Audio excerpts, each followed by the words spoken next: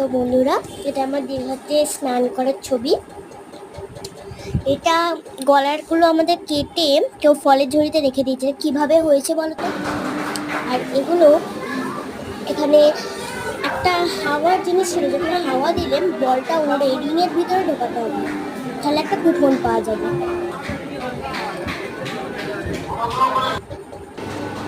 এটা আমার পাপা করছে। আমার পাপা রিংয়ের মধ্যে গলিয়ে দিয়েছিল বলটা। আমি শুধু ওখানে হাত দিতে যাচ্ছিলাম, হাওয়াটা ভালো লাগছিল।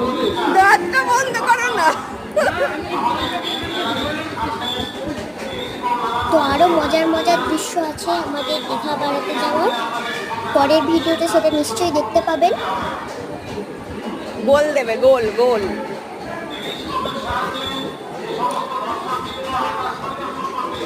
ওখানে আরো অনেক অনেক জিনিস ছিল, এই গলিয়ে দিল। এখনো কিন্তু হাওয়াতে ভাসিয়ে রেখেছে। আবার ওই রিং দিয়ে গলাবে, ওটাকে ঘোরানো যাবে। আমি হাসছি আর বলছি এদিক ওদিক সেদিক করতে, মানে চেষ্টা করছি। মজা হচ্ছিল খুবই। আমরা কুপন পেয়ে গেছিলাম, আর এটা একটা আয়নার দৃশ্য, আর ডাইনোসরটা আমাকে খেয়ে নিচ্ছিল।